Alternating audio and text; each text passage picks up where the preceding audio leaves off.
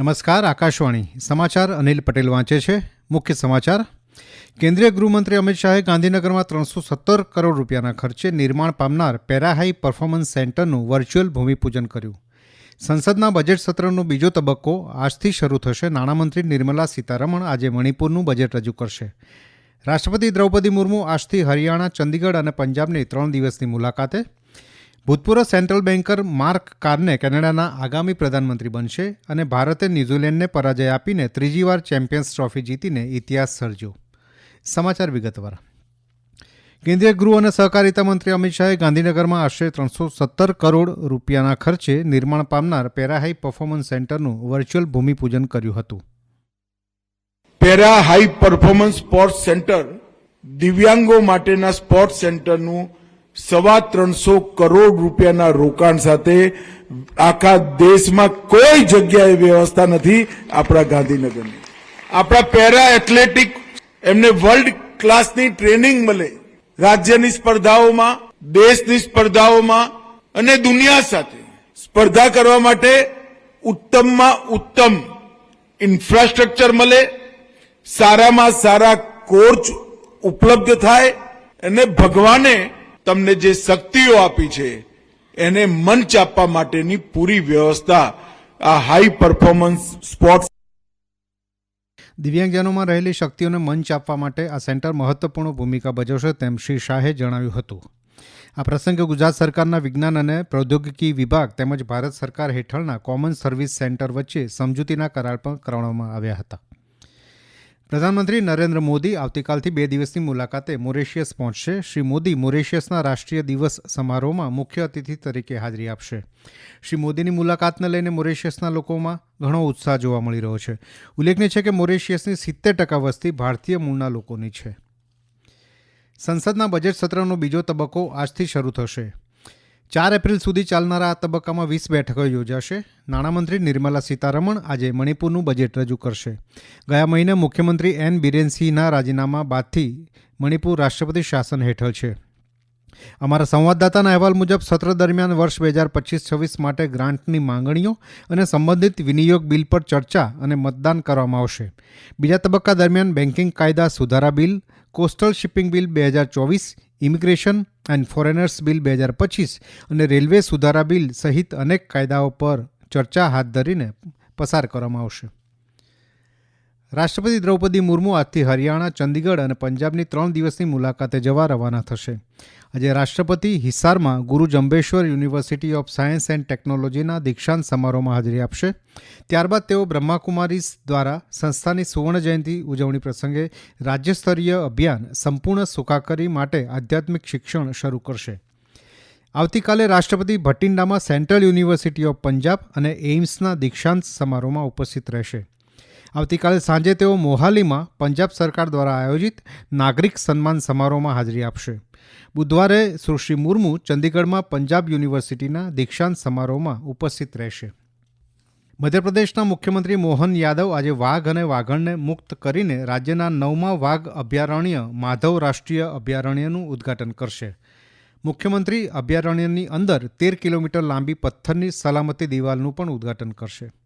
શ્રી યાદવે જણાવ્યું કે શિવપુરી જિલ્લામાં સ્થિત વાઘ અભયારણ્ય વન્યજીવન સંરક્ષણ અને પર્યટનને પ્રોત્સાહન આપશે. તેમણે કહ્યું કે વન્યજીવન સંરક્ષણ ક્ષેત્રમાં મધ્યપ્રદેશની આ એક મોટી સિદ્ધિ છે. રાષ્ટ્રીય અભયારણ્યમાં હાલ 5 વાઘ છે.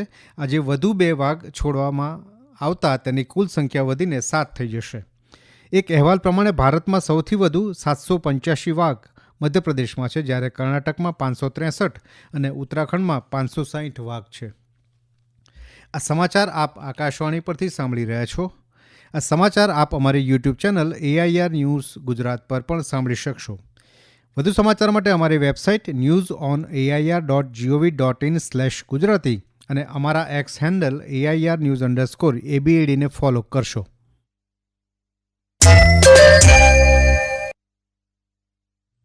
ભારત કિર્ગિસ્તાન સંયુક્ત વિશેષ દળોની કવાયત ખંજર 12ની 12મી આવૃત્તિ આજથી કિર્ગિસ્તાનમાં શરૂ થશે. 14 દિવસની સંયુક્ત કવાયત આ મહિનાની 23મી તારીખ સુધી ચાલુ રહેશે.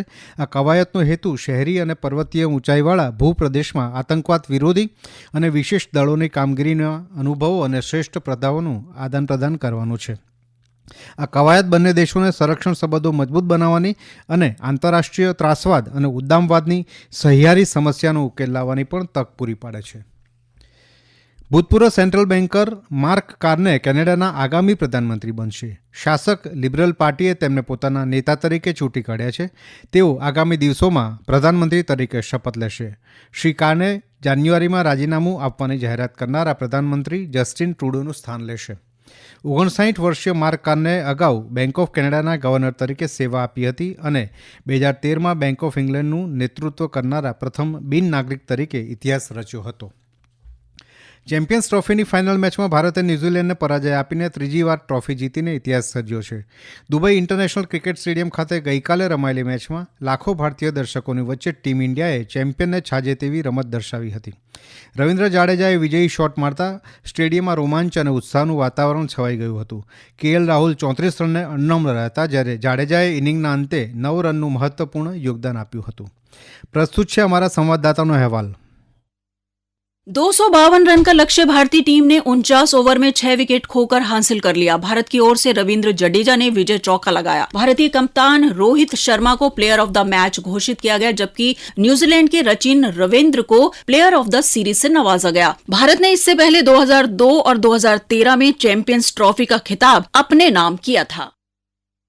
વિરાટ કોહલી માત્ર 1 રનમાં એલબીડબ્લ્યુ આઉટ થયા હતા. શ્રેયસ અય્યરે 48 રન અને હાર્દિક પંડ્યાએ 18 રન કર્યા હતા. અગાઉ ટોસ જીતીને બેટિંગ પસંદ કરતા ન્યૂઝીલેન્ડે મર્યાદિત 50 ઓવરમાં 7 વિકેટે 251 રન કર્યા હતા. ભારત વતી વરુણ ચક્રવર્તી અને કુલદીપ યાદવે 2-2 વિકેટ ઝડપી હતી.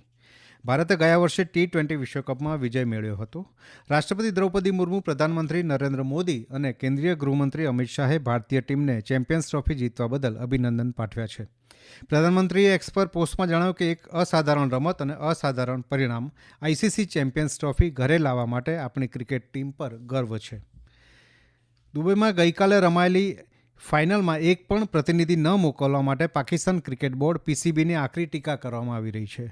ભારતે ન્યૂઝીલેન્ડને 4 વિકેટ હરાવીને ખિતાબ જીત્યો હતો. આ પ્રસંગે આંતરરાષ્ટ્રીય ક્રિકેટ પરિષદના અધ્યક્ષ જય શાહ, ભારતીય ક્રિકેટ કંટ્રોલ બોર્ડના અધ્યક્ષ રોજર બિન્ની, બોર્ડના સચિવ દેવજીત સાઇકિયા ખેલાડીઓને અભિનંદન આપવા મંચ પર પહોંચ્યા.